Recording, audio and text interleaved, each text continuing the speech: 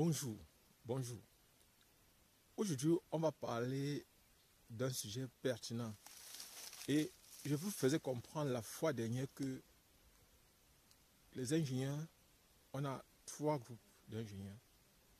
Ceux qui viennent là pour les diplômes, ceux qui ne savent pas ce qu'ils font, mais parce qu'ils veulent faire le concours simplement et avoir un métier, et ceux qui ont toujours rêvé d'être ingénieurs. Voilà les 3 grands groupes d'ingénieurs qu'on puisse avoir. Et vous devez savoir qu'il y a 2 niveaux d'ingénieurs. Il y a d'abord les ingénieurs de formation qui font 3 ans de formation, ingénieurs de formation ou de travaux qui font 3 ans dans une école d'ingénieurs, et les ingénieurs de conception qui font 5 ans dans une école d'ingénieurs ou 2 ans après la licence dans une école d'ingénieurs ou parfois 3 ans après le DEC dans une école d'ingénieurs. Donc voilà par exemple les 2 grands groupes d'ingénieurs qu'on peut avoir, donc 2 grands niveaux d'ingénieurs qu'on puisse avoir. Et aujourd'hui, nous allons parler on va continuer avec ce sujet-là. La fois dernière, j'ai parlé d'un ingénieur qui disait que les ingénieurs camerounais se retrouvent être des manœuvres dans les chantiers, pendant que les vrais ingénieurs sont les ingénieurs qui ont été formés à l'étranger, et que les ingénieurs qui sont formés au niveau du Cameroun sont des piètres ingénieurs. Et il avait demandé de donner seulement 2 raisons, de citer 2 raisons qui permettent, n'est-ce pas, à l'État du Cameroun, qui pousse l'État du Cameroun à choisir les ingénieurs venant de l'étranger. Et j'ai donné dans cette vidéo-là 5 raisons.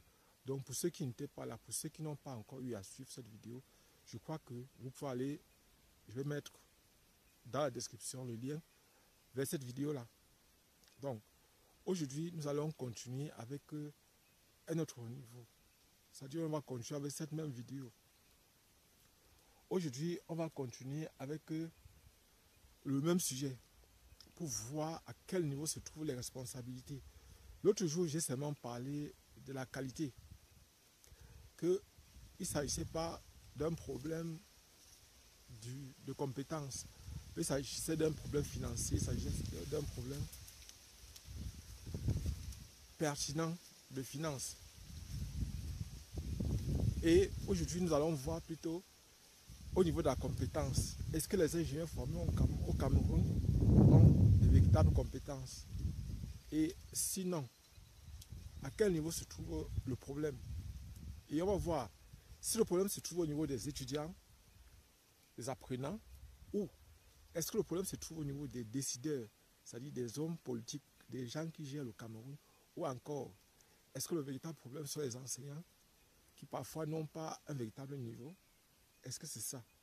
C'est ce qu'on va voir dans cette vidéo. Pour ceux qui sont de passage, en fait, je suis Job Kamdem du groupe de répétition Nabla à Yaoundé au Cameroun. Je suis répétiteur de profession et enseignant de formation. Et je suis, cette année, en 2024, nous allons fêter notre 20e anniversaire pour les répétitions universitaires.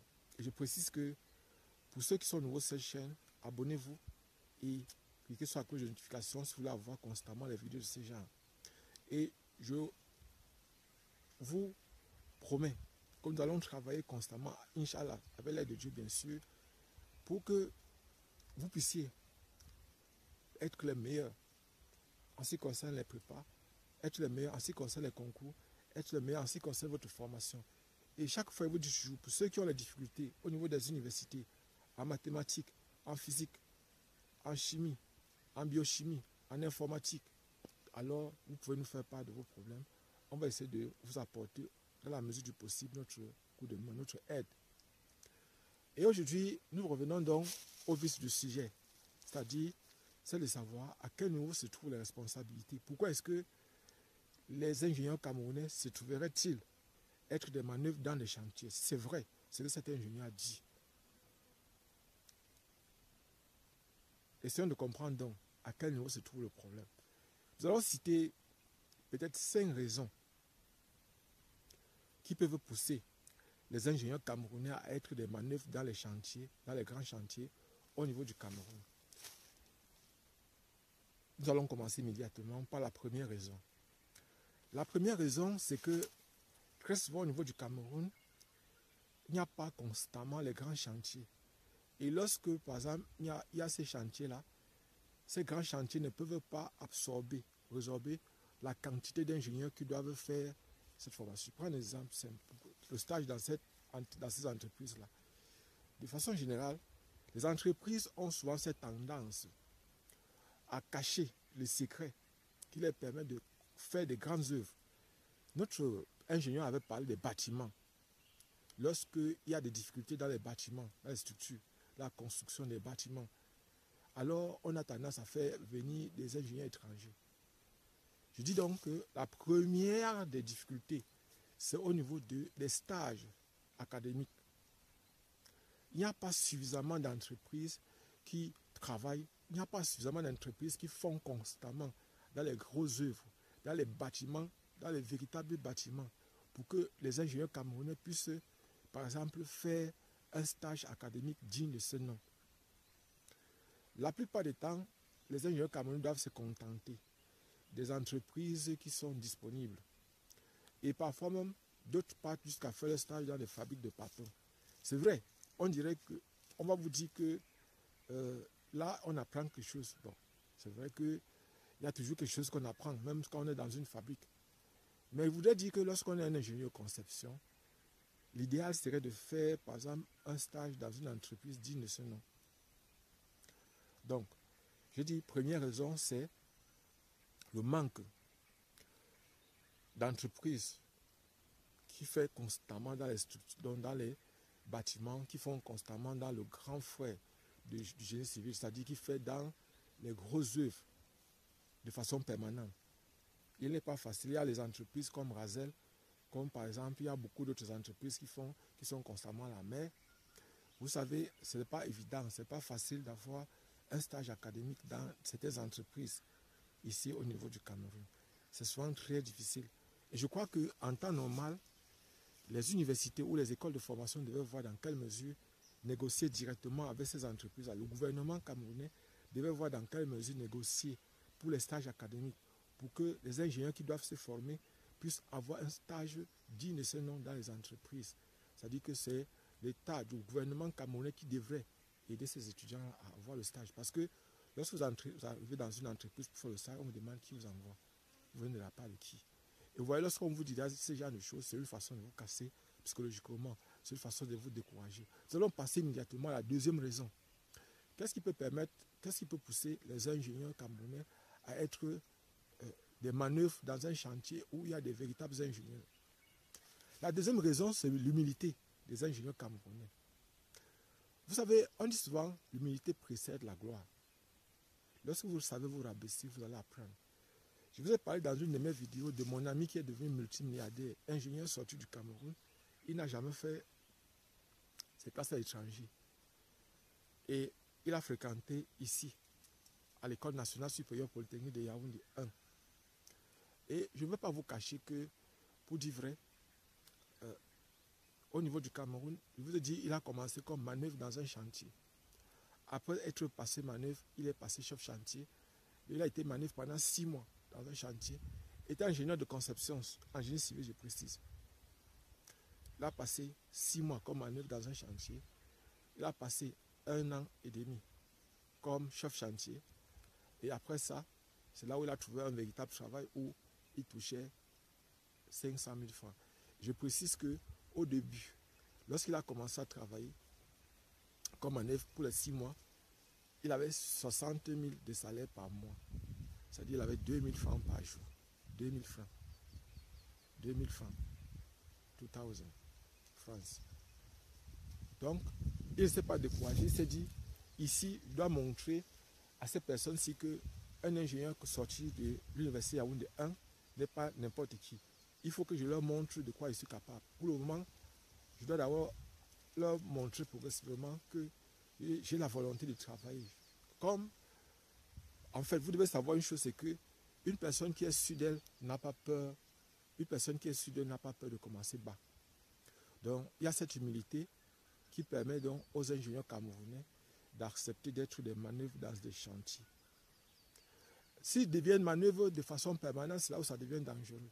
Mais si pendant un temps, ils peuvent être manœuvres et qu'après, tout ça change, c'est vraiment quelque chose d'idéal. C'est quelque chose de bien. Parce que quand on va apprendre, on apprend à se rabaisser. Lorsqu'on veut connaître, on apprend à se rabaisser. On apprend à aller vers les maîtres, vers les personnes qui maîtrisent, vers les personnes qui connaissent pour s'abreuver de la connaissance. Et la connaissance technologique dans l'ingénierie n'est pas une chose aisée. Ce n'est pas une chose qu'on partage habituellement. C'est quelque chose qu'il faut mériter. C'est quelque chose qu'il faut travailler pour l'avoir. Donc, si par exemple, la deuxième raison, j'ai bien dit, c'est l'humilité. Donc l'humilité permet aux ingénieurs camerounais d'être des manœuvres dans les chantiers. La troisième raison que nous pouvons donner ici, c'est le fait de vouloir s'occuper. Généralement, lorsque les ingénieurs sortent des écoles de formation, ce n'est pas aussi évident que ça de trouver directement un emploi. Ce n'est pas souvent évident. Donc, au lieu de rester sans rien faire, il vaut mieux commencer. C'est-à-dire, il vaut mieux s'occuper, commencer quelque part, même si on est manœuvre. C'est vrai, le manœuvre est mal payé, mais quand on est manœuvre, on profite pour apprendre, on en profite pour montrer ses preuves. Donc, il y a le fait de ne pas vouloir rester sans rien faire, de vouloir commencer quelque part dans ce qu'on a commencé, c'est-à-dire par le poste de manœuvre. Être manœuvre, ce n'est pas rabaisser quelqu'un, c'est aussi apprendre à travailler. Au lieu de rester là, de mettre les tas de papiers dans le sac qu'on appelle le diplôme, de se promener partout pour présenter ça aux gens, pourquoi ne pas montrer ses preuves sur le terrain? Ne dit-on pas souvent qu'on juge le maçon au pied du mur? S'il est des véritables ingénieurs, pourquoi ne même pas commencer comme manœuvre? Qu'y a-t-il d'être manœuvre? C'est un travail. Mais normalement, c'est un travail temporaire pour un ingénieur. Un travail temporaire parce que cet ingénieur doit montrer ses preuves. Il doit commencer comme apprenti. Parce que le travail de manœuvre montre qu'on est apprenti, qu'on est en train d'apprendre le travail.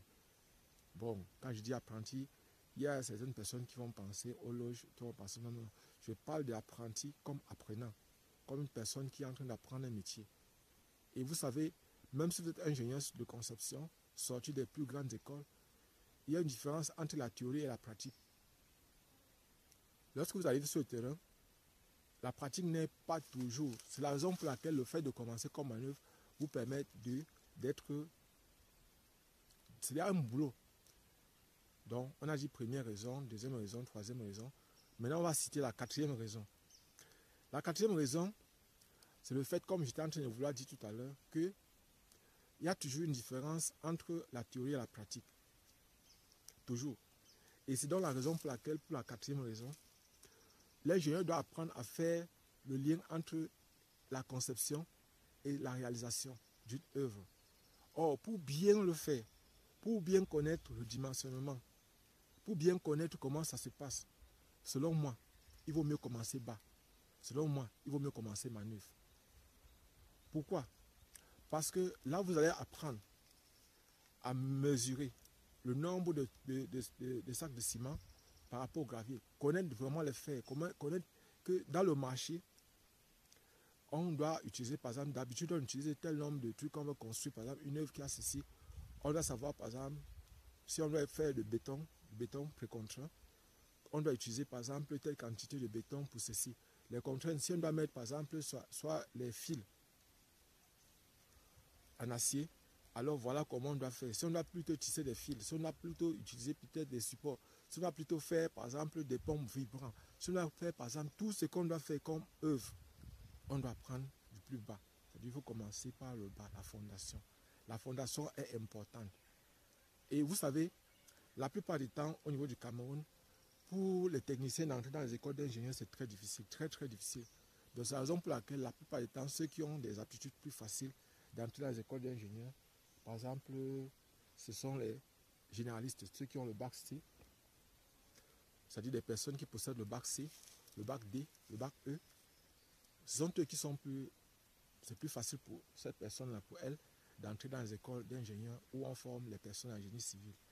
Parce que les techniciens sont d'habitude faibles en mathématiques, faibles en physique. Et ce sont les matières sur lesquelles on interroge généralement pour entrer dans les écoles d'ingénieurs au niveau du Cameroun. Donc nous sommes déjà à 4 raisons. La cinquième raison donc maintenant, c'est que Si, par exemple, vous ne commencez pas manœuvre dans un chantier, vous aurez à faire des mauvais calculs. Je m'explique. Lorsqu'on veut faire, par exemple, les calculs de structure pour la construction d'un bâtiment, généralement, actuellement, si la plupart des commerçants, la plupart des personnes qui fabriquent, par exemple, les fers, qui vous donnent, par exemple, le ciment, qui fabriquent le ciment, sont généralement des malhonnêtes. C'est-à-dire, ce sont des personnes très souvent qui n'utilisent pas, par exemple, les pourcentages qui sont écrits sur les sacs de ciment ne sont pas. C'est-à-dire, si on vous dit, par exemple, qu'il y a tel pourcentage de telle chose, tel pourcentage de telle chose, généralement, ce n'est pas vrai. Lorsqu'on vous dit, par exemple, que ces fers-ci peuvent supporter ceci, généralement, ce n'est pas vrai. C'est-à-dire, il y a eu du faux à l'intérieur. Ça fait que vous qui êtes sur le terrain, vous devez apprendre à adapter, à vous adapter. Si, par exemple, on a un fer qui se plie, qui peut supporter, par exemple, une compression, c'est-à-dire une compression verticale, placée horizontalement, ça peut supporter peut-être que 5 kg, sans se tordre, sans se plier, sans se déformer. Alors, par exemple, les fers, vous devez apprendre à adapter, c'est-à-dire à vérifier si cela est vrai au niveau des fers avant de les utiliser dans vos bâtiments. Vous ne devez pas essayer de vérifier les propriétés physiques, les propriétés dynamiques, par exemple, de vos matériaux que vous allez utiliser pour vos constructions. Parce que généralement, les fabricants ne sont pas honnêtes. Donc vous, en commençant par exemple, le travail de manœuvre, parfois ça va vous permettre de bien comprendre. C'est-à-dire les techniciens vont vous aider à mieux comprendre que le ciment, si c'est généralement comme ça, le ciment, si c'est généralement comme ça, tout ça. Vous n'allez pas vous limiter à la théorie. Vous allez joindre à ça la pratique. Vous voyez, donc voilà 5 raisons que je viens de donner pour lesquelles un technicien, c'est-à-dire un ingénieur de conception, peut se trouver être manœuvre dans un chantier. Mais le problème, c'est qu'à la fin, il doit apprendre à aiguiser sa curiosité. Il doit apprendre, par exemple, étant dans ce chantier. C'est-à-dire, lorsqu'il est là, ça doit être comme s'il était en stage académique. Il est comme apprenti. Parce qu'il doit aller progressivement jusqu'à atteindre le stade de maître. Et un maître, c'est une personne qui maîtrise, c'est une personne qui connaît, c'est une personne qui est capable, qui connaît le secret de l'art, qui connaît le secret de la construction, qui est un architecte des œuvres de l'esprit.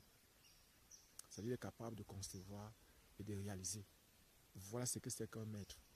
Voilà ce que c'est qu'une personne, un véritable ingénieur. Mais pour arriver là, il vous faut traverser les différentes étapes. Et j'ai aussi précisé, beaucoup de personnes m'ont dit, concernant par exemple les projets, les raisons aussi, il y a eu beaucoup de commentaires et des commentaires très enrichissants sur la dernière vidéo que j'ai faite. Parce qu'il y a des personnes qui nous ont expliqué que normalement, que très souvent, lorsque par exemple l'État du Cameroun propose un projet, lorsqu'il y a un projet pour la construction d'une grande œuvre, comme par exemple les autoroutes ou bien encore le parc de sport ou bien encore d'autres, les bailleurs de fonds, c'est-à-dire les personnes qui viennent pour répondre à cet appel d'offres, très souvent donnent des conditions qu'ils doivent venir avec jusqu'à leurs matériaux, c'est-à-dire ils viennent avec leurs ingénieurs, ils viennent avec leurs matériaux, ils conditionnent même jusqu'à conditionner là où on doit acheter les matériaux pour la construction. Donc vous voyez que par exemple, nous aussi nous devons travailler pour pouvoir atteindre ces objectifs-là. Vous avez suivi l'autre jour, dernièrement, dans le dernier discours de l'un des présidents les plus puissants de ce monde, c'est-à-dire le président Emmanuel Macron. Il a dit dernièrement dans son discours, attirant l'attention des citoyens français, qu'il faut qu'ils reviennent dans la science. Et nous ne devons pas nous laisser faire. C'est-à-dire nous devons tout faire pour travailler, pour impulser le véritable développement. Le véritable, c'est-à-dire ce qui va nous permettre de ne pas être à la merci des autres. Parce que tant que nous serons à la merci des autres, nous serons comme des esclaves, nous serons dépendants. Et c'est ce que le président Macron ne voulait pas pour son pays. Et c'est ce que nous ne devons pas aussi accepter pour nous. C'est-à-dire nous devons nous battre, nous devons apprendre à travailler. Nous devons nous battre pour que les choses puissent avancer.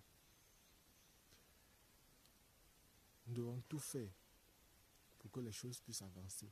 Et qu'elles puissent avancer comme nous le voulons. Qu'elles puissent avancer comme il faudrait. Nous devons penser au pays que nous aurons à laisser à nos enfants et à nos petits-fils. Nous devons penser à la vie qu'on peut avoir si on améliore, si on travaille. si on travaille un peu plus. J'ai dit dans l'une de mes vidéos que la recherche scientifique et le développement sont des choses qui sont liées. Et personnellement, s'il y a possibilité, je propose au ministre de l'Enseignement supérieur et au ministre de la Recherche scientifique de trouver une passerelle. Parce que la plus grande partie des recherches est faite au niveau des universités. Et le ministère qui est chargé véritablement de la recherche scientifique n'est pas le ministère, c'est pas le ministère de l'Enseignement supérieur. Donc, et les étudiants n'ont pas les moyens pour pouvoir déposer les brevets d'invention. Je suivais dernièrement comment la ministre chargée de la recherche scientifique disait qu'il fallait que les chercheurs puissent déposer des brevets. Moi, je crois qu'au niveau du Cameroun, s'il y a possibilité, l'État du Cameroun doit apprendre à déposer lui-même les brevets. Ça doit protéger. Et on doit voir comment valoriser les thèses, les doctorats chez nous ici. On a beaucoup de travaux, les masters, les doctorats. On a beaucoup de travaux qui peuvent permettre à notre pays d'émerger. La contribution des scientifiques, on peut se poser cette question aujourd'hui. Quelle est, vous m'excusez un peu s'il vous plaît, je vais m'asseoir un peu. Voilà. Quelle est la contribution des scientifiques camerounais, des scientifiques africains dans le développement de l'Afrique, dans le développement du continent? Quels sont leurs apports? Qu'est-ce qu'ils apportent? Qu'est-ce que les scientifiques apportent véritablement au niveau du développement? Lorsque, par exemple, ces scientifiques-là font des brevets, font des soutenances, ils font des articles scientifiques, à quel niveau est-ce que nous, on voit ce qu'ils font? On a l'impression toujours que chez nous ici, les scientifiques, les savants camerounais, les professeurs de physique, les professeurs de chimie, les professeurs de biologie, les professeurs de biochimie, les professeurs d'informatique, les professeurs de ceci, et que ce sont des personnes qui ne maîtrisent pas grand-chose. On aura l'impression, et je reviens par exemple dans le sujet, concernant par exemple ceux-là qui nous a dit, notre frère qui nous a dit que les ingénieurs camerounais se retrouvent être des manœuvres dans les chantiers lorsqu'il y a construction de véritables bâtiments qui demandent de véritables contraintes. Alors, est-ce que le problème ne viendrait pas des enseignants? Parce que lorsque, par exemple, vous voyez la qualité des enseignants que nous avons parfois, des personnes qui ne savent même pas là où elles se trouvent, des personnes qui sont arrivées parfois comme enseignants, docteurs par accident. Ils ont fait les concours, ils ont échoué, ils ont échoué, ils ont échoué. À la fin, ils ont continué en fac pendant qu'ils échouaient les concours. À la fin, ils se retrouvent docteurs. Ils se retrouvent être enseignants dans une université. Et c'est comme ça donc maintenant que, n'ayant jamais voulu être docteur un jour, c'est-à-dire il arrive là par accident, comme enseignant d'université par accident. Beaucoup sont ceux qui sont comme ça. Et très souvent dans une université, on voit par exemple des enseignants qui enseignent des matières qu'ils ne maîtrisent pas. Et c'est très dangereux. C'est très dangereux. Lorsque je parle de ça, un professeur par exemple de mécanique, ce n'est pas un professeur d'électricité. Un professeur d'informatique, ce n'est pas un professeur de mathématiques. Un professeur de biologie, de physiologie, ce n'est pas un professeur de biochimie. La physiologie est différente de la biochimie. Donc, et normalement, un professeur de biochimie ne devait pas se retrouver en train d'enseigner la physiologie. Un professeur, c'est-à-dire que si chacun se retrouve comme notre frère disait dernièrement, quand le Cameroun a joué contre le Sénégal, il a dit, chaque joueur va jouer à sa place. Est-ce que chez nous, les enseignants enseignent leur matière? Parce qu'en temps normal, un enseignant d'université, un professeur, un docteur qui enseigne dans une université devait enseigner les matières sur lesquelles ils travaillent dans le laboratoire. Mais combien d'entre eux enseignent les matières qu'ils enseignent dans le laboratoire, sur quoi ils travaillent dans le laboratoire? Parce que normalement, à l'université, on devait enseigner ce sur quoi on fait au laboratoire. On ne devait pas être en train d'enseigner toutes les matières. Ce n'est pas parce qu'un enseignant est professeur de physique. On est spécialisé en physique. Il y a des spécialités au niveau des universités. Un professeur de mécanique ne doit pas se retrouver en train d'enseigner le magnétisme. Ça ne s'explique pas, ça ne se comprend pas. Il est spécialiste en mécanique, il doit expliquer la mécanique. On peut voir la relation entre la mécanique et les autres sciences, entre la mécanique et l'électricité. Par exemple, au niveau peut-être, lorsqu'on fait tourner une turbine, il peut se produire l'électricité. Voilà là où on peut voir le lien entre la mécanique, par exemple, et l'électricité. Et par exemple, on peut voir le lien donc Il peut chaque fois trouver les liens entre les autres, mais pas dire qu'il enseigne d'autres matières. Non, c'est pas normal. Et c'est la raison pour laquelle, parfois, si cela se fait, on peut prendre un professeur, peut-être que si on prend un professeur qui n'est pas spécialisé, qui ne comprend pas lui-même la matière, comment il peut enseigner? Comment un aveugle peut vous montrer la voie qui va vous permettre d'arriver quelque part? Donc, ça, c'était aussi pour dire que les ingénieurs, parfois, le fait qu'ils n'aient pas, certains n'aient pas un véritable niveau vient des enseignants. Et si le problème vient des enseignants, ça veut dire que le gouvernement lui aussi. Parce que, pourquoi il dit le gouvernement? Parce que les enseignants sont choisis, sont recrutés par le gouvernement. Et cela voudrait dire que le gouvernement doit donc prochainement faire les efforts pour choisir les meilleurs enseignants aux meilleurs postes et faire en sorte que nommer les vrais dirigeants, les dirigeants qui sont capables d'utiliser les enseignants à leur poste. Faire en sorte qu'ils vont impulser un véritable travail de fond pour que notre pays soit véritablement émergent. Je vous ai toujours dit que le développement ne se décrète pas.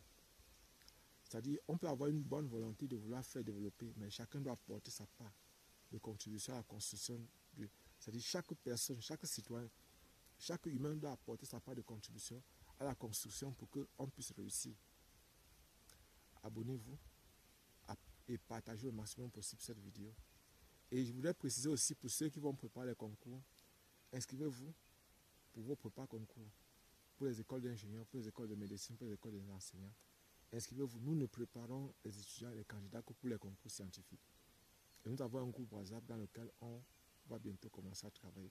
On devrait déjà commencer, mais vous voyez, je suis toujours en campagne. Je m'excuse franchement. Et je précise que ça ne veut pas dire que si des gens ont des problèmes, si vous avez des difficultés, posez-les, on va vous aider.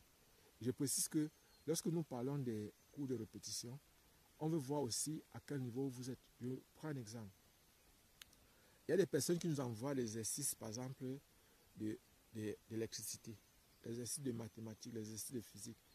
Bon, nous, tout ce qu'on va faire, c'est que quoi? On ne peut pas être là pour faire vos devoirs. Si à l'université, on vous a donné un devoir en classe ou à l'amphi, je ne peux pas me mettre là à corriger vos devoirs, à vous aider. Je dois vous voir si vous comprenez. On doit travailler ça ensemble. C'est vous essayer de faire, vous me montrer ce que vous avez fait pour que j'essaie de corriger. Et si c'est que vous ne comprenez pas la théorie, je peux donc faire peut-être une petite vidéo bien pour vous expliquer ça sur un papier et vous envoyer. Donc voilà un peu comment je dois travailler avec vous. Il ne s'agit pas pour moi de venir vous aider à faire vos devoirs. Vos devoirs, c'est vous qui devez les faire. Mais s'il y a des exercices, des parties que vous ne comprenez pas, c'est là où nous on intervient. Bon, on va arrêter la vidéo comme ça, elle est trop longue. On se voit prochainement. Ciao.